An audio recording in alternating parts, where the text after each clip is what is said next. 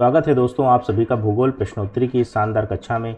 मैं हूं प्रिंस कुमार जैन और आपके लिए लेके आया हूं भूगोल की PYQ सीरीज। आज पार्ट 5 हम देख रहे हैं, तो चलिए चलते हैं अपने पहले सवाल की तरफ।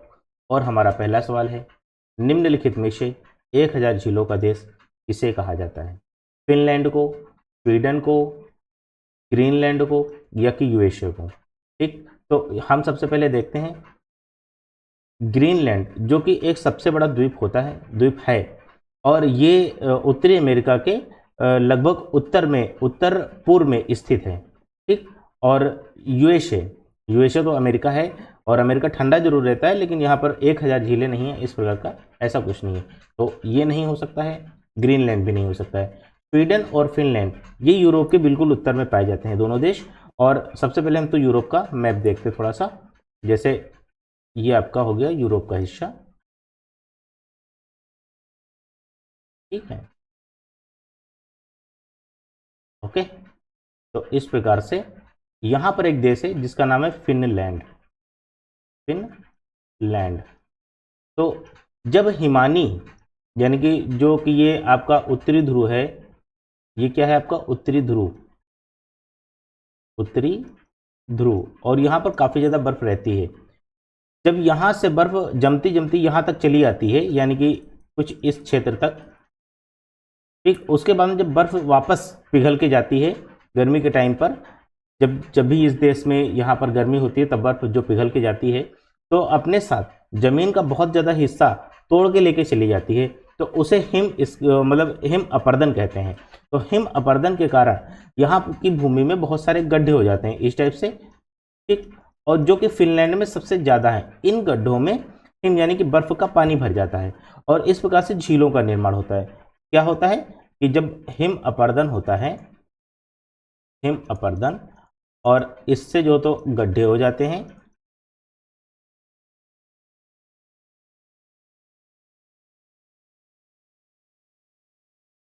क्या हो जाते हैं गड्ढे, और गड्ढों में हिम का जल भर जाता है, हिम का जल, और हिम जल को क्या ही कहते हैं? झील। ओके, तो इस प्रकार से ये सबसे ज्यादा प्रक्रिया फिनलैंड में हुई। स्वीडन चूंकि यहाँ पर है, ठीक, और स्वीडन में बहुत ही मतलब इतना ज़्यादा नहीं है, लेकिन फिनलैंड में बहुत ज़्यादा है। तो इस प्रकार से यहाँ पर 1000 से भी ज़्यादा झीलें बन चुकी हैं। तो आपका ऑप्शन नंबर ए फिनलैंड एकदम राइट आंसर हो जाएगा, जिसे 1000 झीलों का देश कहा जाता है। अगले सवाल की तरफ हम चलेंगे। विश्व का दूसरा सबसे बड़ा द्वीप कौन सा है? दूसरा द्वीप पूछ रहा है, ठीक।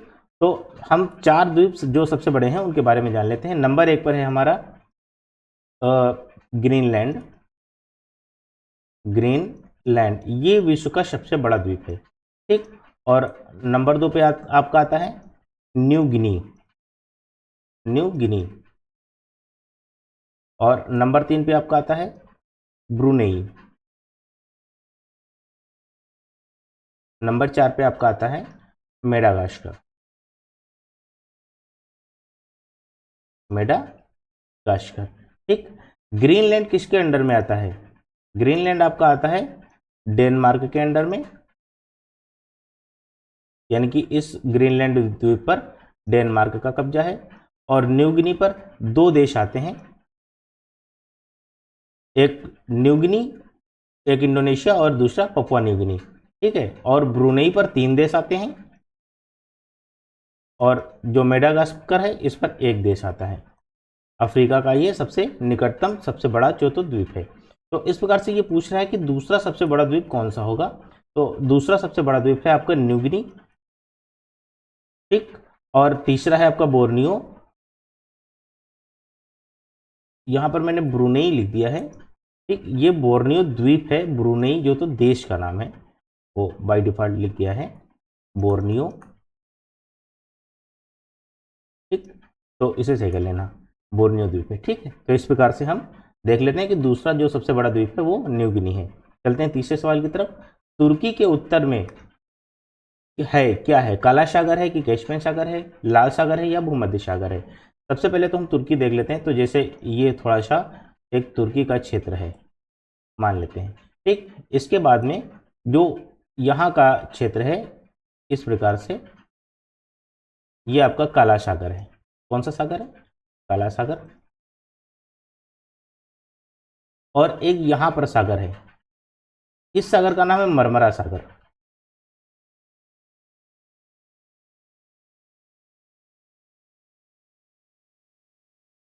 मरमरा सागर, ठीक है।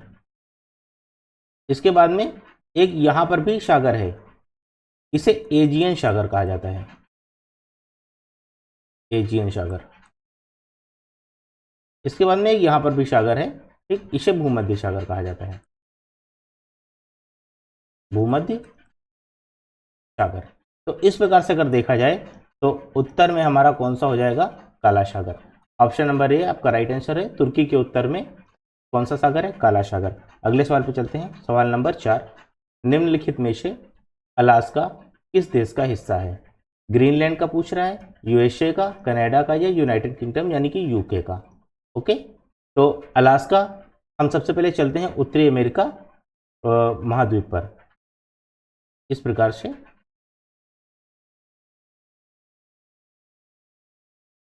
उत्तरी अमेरिका महाद्वीप, और इसका जो ये वाला हिस्सा है, ये चूंकि अलास्का देश है, कौन सा देश है, अलास्का।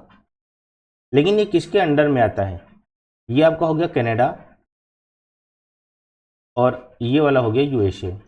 अलास्का जो है वो यूएसए के अंडर में आता है, ठीक है।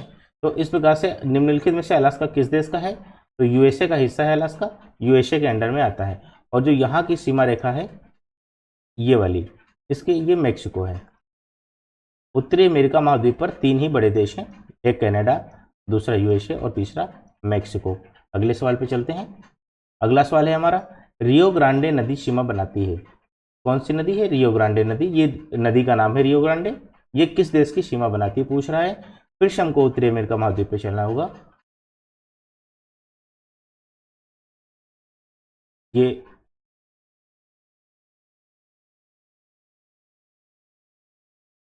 एक मिनट,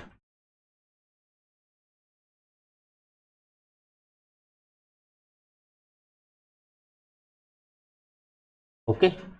तो यहाँ पर ये जो आपकी सीमा रेखा है ये किसकी होगी, कनाडा की। और ये जो आपकी सीमा रेखा है ये आपका हो गया यूएसए, और ये हो गया मेक्सिको, ठीक।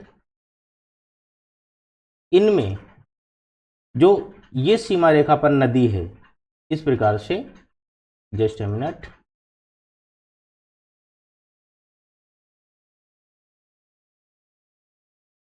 ठीक, ये जो नदी है ये इसका मुहाना हो गया, मेक्सिको की खाड़ी में गिरती है।